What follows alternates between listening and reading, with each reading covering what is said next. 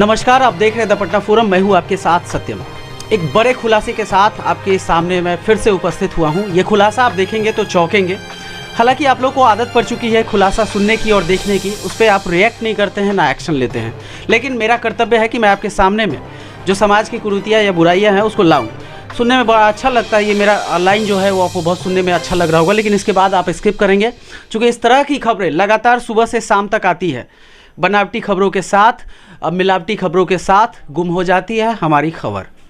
बहरहाल हमारे साथ अभी मौजूद हैं पटना हाईकोर्ट के जाने माने अधिवक्ता डॉक्टर कौशलेंद्र नारायण, और इनसे हम बात करेंगे, यही खुलासा करेंगे।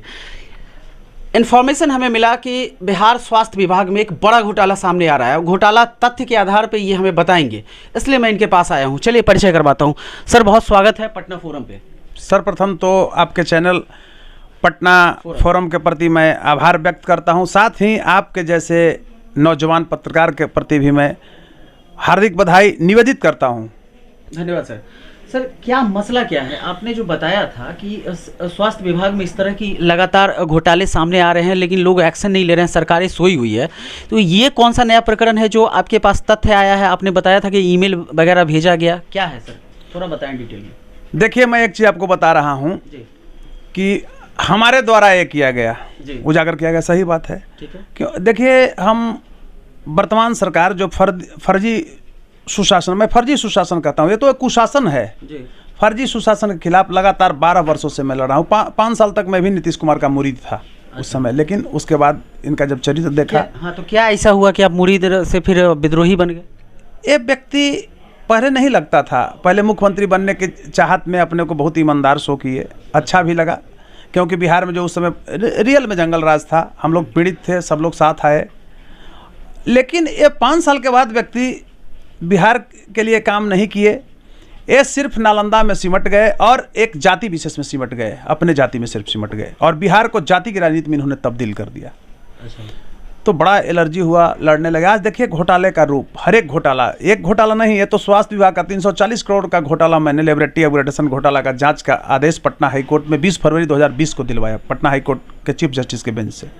आज तक इन्होंने जांच को पूरा नहीं किया, फाइल को दबाया बैठा, क्योंकि इनके मंत्री फंस रहे थे। नालंदा के रहने वाले दबंग मंत्री, लठैत मंत्री इनके फंस रहे थे, तो इन्होंने अफसरों को फ़ोन करके, उस समय सबसे बड़ा सरगना घोटालेबाजों का, बिहार की जनता को भी चरित्र बदलना पड़ेगा। लालू जी के समय जब R.K. महाजन थे तो वो घोटालेबाज थे, और नीतीश जी के समय जब आ गए थे वो शिक्षा विभाग के प्रिंसिपल सेक्रेटरी बन गए, तो बहुत ईमानदार थे। नीतीश जी में गंगाजल था, जो छीट दिए थे वो पवित्र हो गए। तो इनकी हमेशा से यही सब जो कमजोरी थी उसके खिलाफ, मतलब एक स्वाभाविक प्रक्रिया लोगों में उत्पन्न होने लगी। आपको एक मैं बता रहा हूँ, मैं लड़ता हूँ, लोग हंसते हैं कि अकेला व्यक्ति आप लड़ रहे हैं, तो आप ये जानते हैं ना कि कौरवों का संख्या हमेशा से अधिक हुआ है, भ्रष्टाचारी, दलालों, चोर, पॉकेटमारों का संख्या अधिक होता है, और पांडव तो कम ही न होते हैं। तो उस पांडवों के एक रूप मैं भी हूँ पांडवों में। हाँ, तो एक मैं भी हूँ। मैं नहीं कर रहा हूँ कि 5 का मैं सामूहिक प्रतिनिधित्व कर रहा हूँ, एक मैं भी रूप हूँ। मैं अपने को हमेशा छोटा ये करता हूँ। आज एक चीज़ मैं बता रहा हूँ, इसको आप समझिए कि कितना दुर्भाग्य की बात है। किसी भी देश के लिए और किसी भी राज्य के लिए शिक्षा और स्वास्थ्य अति आवश्यक सेवा होता है, और शिक्षा और स्वास्थ्य जो अति आवश्यक सेवा है उसको नीतीश सरकार ने कोलैप्स कर दिया। शिक्षा का देख ही रहे हैं स्थिति क्या है, स्वास्थ्य का देख ही रहे हैं। मैं कहना चाहता हूं, अब उन तमाम मुद्दों को छोड़कर हम लोग आते हैं विषय वस्तु पर कि स्वास्थ्य विभाग में जो इतना बड़ा लगभग 2000 करोड़ का घोटाला हुआ है, और सिर्फ एक ही चीज़ पर हुआ है, एम्बुलेंस घोटाला 22-23 सेशन के लिए। अच्छा, ये एम्बुलेंस घोटाला, वो जो अभी एम्बुलेंस निकाला गया था, मंगल पांडे जी, उस समय एनडीए की सरकार थी उस समय? जी बिल्कुल बिल्कुल। ये एक्चुअली राज्य स्वास्थ्य समिति से को दिया गया था। अच्छा। और ये संचालित करने के लिए प्राइवेट सेक्टर को दे रहे थे। अच्छा। ठेका पर। अच्छा। तो उसी क्रम में हमारे यहाँ खासकर बिहार में बाहर की कंपनियां भी अप्लाई की, बड़े बड़े कंपनी। अच्छा। बड़े बड़े कंपनी जब अप्लाई किया तो उसको सोची समझी साजिश के तहत ठेका नहीं दिया गया। ठेका किसको दिया गया? तो जहानाबाद के सांसद चंदेश्वर चंद्रवंशी के बेटा का एक कंपनी है, फर्जी कंपनी है, उसका नाम सुनने में भी वो संचालित क्या करेगा भाई, उसका नाम है Pashupatinath distributor private and limited company. Distributor क्या होता है? वो तो सप्लाई देता है। ठीक है। अब समझ लीजिए। लेकिन खैर उसका फाइनेंशियल बीट भी अच्छा नहीं जो खुल रहा था, उसमें उसका कागज सही नहीं था उस कंपनी का, टेक्निकल में भी वो कंपनी डाउन था। लेकिन मैं एक चीज़ दिखा रहा हूं अभी, देखिए कितना बिहार के लोगों के लिए शर्म की बात है। शर्म की बात यह है, मैं ये स्क्रीन शॉट आपको दिखा रहा हूं, स्वास्थ्य विभाग का, स्वास्थ्य विभाग के ही बड़े पदाधिकारियों ने अपने अधीनस्थ पदाधिकारियों के द्वारा चंदेश्वर चंद्रवंशी जी के कंपनी को, जो बाहरी कंपनी था जिसका प्रोफाइल बड़ा था, उसको रेफर करवाया। देखिए यहाँ लिखा हुआ है किसको भेजा गया, हाँ ये भेजा गया, भेजने वाला का है यहाँ बिहार एम्बुलेंस 2022 से रिप्रेजेंटेशन PDF में AO cell health state health society Bihar परिवार कल्याण भवन से भेजा जाता है चंद्रेश्वर प्रसाद चंद्रवंशी के कंपनी को। देखिए messrs Pashupatinath distributors private limited, ये भेजा गया है आपको। हम डेट और तारीख भी बता रहे हैं। ये भेजा गया आपको 5/4/2022 को। ये अप्रैल से प्रक्रिया चल रही थी फर्जीवाड़ा का। ये स्वास्थ्य विभाग से भेजा गया ना? जी जी, और 7:34 पर डेट एंड ये भी देखिए टाइम। तो भेजा गया। तब तक ये चालाकी क्या किया, पशुपतिनाथ जो distributor in private limited company है, कि दिल्ली में जा करके फेक फर्जी अपना प्रोफाइल तैयार करा लिया कंपनी का, फाइनेंशियल भी, CA को पैसा दे करके, और टेक्निकल भी जो पेपर्स घट रहे थे सपोर्टिंग पेपर तैयार कर दिया, और एन केन प्रकारेण स्वास्थ्य विभाग के सारे कर्मचारियों को मैनेज करके ठेका हथिया लिया। कितने का तकरीबन ये ठेका होगा? 2000 करोड़ का। मैं कहना चाहता हूं कि 956 करोड़ का, यानी लगभग नियर अबाउट 1000 करोड़ का फाइनेंशियल इरेगुलेशन का मामला पशुपालन विभाग में आया था। तो लालू जी वर्ल्ड लेवल के घोटालेबाज हो गए थे, और उनकी वैसे ही लोगों में पहचान भी लोग बनाया। आज हस्र भी लालू जी का आप देख ही रहे हैं। लेकिन नीतीश कुमार के सरकार में ऐसे हजारों करोड़ नहीं, 4-4 5-5 करोड़ के हर एक विभाग में घोटाला है। और मैं बार बार कहता हूं कि बिहार की जनता को जगना पड़ेगा, और उस रूप में कहता हूं कि दबो नहीं। हमको बहुत धमकी मिलता है, सब कुछ हुआ है, आप जान ही रहे होंगे, विगत सुने होंगे, बहुत धमकी दिया गया, ऐसे कर देंगे। लेकिन मैंने कहा कि जिंदगी जीना है तो हालातों से डरना कैसा, और जंग लाजिम जब हो तो लश्कर नहीं देखे जाते हैं। और God may love those who die young, who die in social work. ईश्वर भी उन्हीं से प्यार करता है जो जवानी में मरता है और सामाजिक कार्य में मरता है। कहीं मैं चोर डकैत हूँ कि कुछ मेरे साथ होगा तो लोग कहेगा कि अरे चोर डकैत था, अरे कहेगा कि एक समाज सेवी था, समाज के लिए लड़ रहा था, बिहार की जनता के लिए लड़ रहा था, जाति धर्म से ऊपर उठ करके लड़ रहा था। दूसरी चीज़ मैं आप एक उदाहरण में बता रहा हूँ। देखिए आज मैं घोटाले के खिलाफ इतना आवाज़ उठाया, समाज को भी जो है चरित्र को बदलना पड़ेगा। नीतीश दोषी नहीं है, बिहार की जनता भी दोषी है। जात पात अगड़ा पिछड़ा के चक्कर में आप ये बताइए ना, मैं एक छोटा चीज कर रहा हूं, कल तक तेजस्वी गाली दे रहे थे विधानसभा में, नीतीश जी भी अजीब शर्म आता है कि नीतीश कुमार से कभी भी, देखिए मैं पीछे में भी बोलता था, व्यक्तिगत नीतीश जी से हमारी नहीं थी कि नीतीश कुमार जी कम से कम मुंह से अच्छे हैं, फुहर नहीं है। लेकिन ये व्यक्ति का क्या मन मानसिकता हो गया है, डिरेल्ड हो गए हैं, डेड बाच हो गए हैं कि अब तुम ताम एक अपोजिशन के लीडर को, किसी को तुम ताम करते हैं, एक जिस अध्यक्ष को गुलदस्ता ये भी भेंट करते थे उस समय, उसको तुम ताम भी विधानसभा में करते हैं। क्या कैसी इनकी चरित्र है भाई, और इनके वोटर का कैसा चरित्र है, बिहार की जनता का कैसा चरित्र है। तो आज मैं कहना चाहूँगा कि बिहार की जनता भी अपने चरित्र को बदले। मैं जी ये जो आपने ईमेल दिखाया, ये स्वास्थ्य विभाग के थ्रू भेजा गया उनके कंपनी को, जिस पे आरोप लगा। तो एक बात बताइए कि इसके बाद एज ए अधिवक्ता आप सामाजिक मुद्दा को उठा रहे हैं, ठीक है, दोषी जो होंगे वो जांच की प्रक्रिया आगे बढ़ेगी, न्याय का मामला है।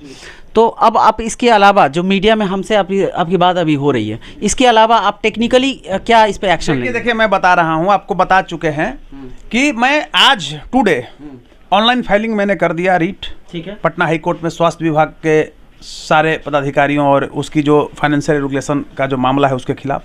कब किया?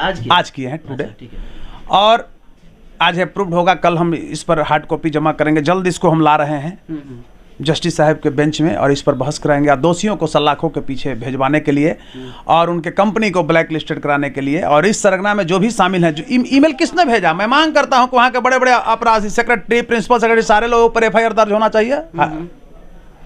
मेरे पास प्रूफ है, इस प्रूफ को देखिए कि कितना दुर्भाग्य है इस बिहार का कि यहाँ के आईएएस लोग चोरी करवा रहे हैं। जार निकोलस द्वितीय और जारीना जैसी स्थिति बिहार में नीतीश कुमार ने बना दिया है। जिस तरह से रूसी जारशाही शासन में होता था, कल्पना नहीं आप कर सकते हैं। हर जगह घोटाला, हर जगह ये। मैं एक छोटा चीज़ आपको बता रहा हूँ। पहले जो चोर और अपहरणकर्ता बलात्कारी होता था तो लोकल यूनिट पर गांव वगैरह में जाता था तो गांव वाले उसके अपने गली से एक दूसरे गली में ही कहते थे कि चोरवा जाई था, बलात्कारिया जा रहा है, हो ये अपहरणकर्ता हुआ जाई था। वह आज उसको सम्मान देती है जनता। राइफल, बंदूक और वो फॉर्च्यूनर से चलता है तो लोग उसको सम्मान देते हैं। तो चरित्र जनता का न बदलना चाहिए। आप बताइए, प्राइवेट सेक्टर में ये लोग खोले हुए हैं बड़ा बड़ा शिक्षा माफिया कॉलेज, इसकी भलाई के काम नहीं है।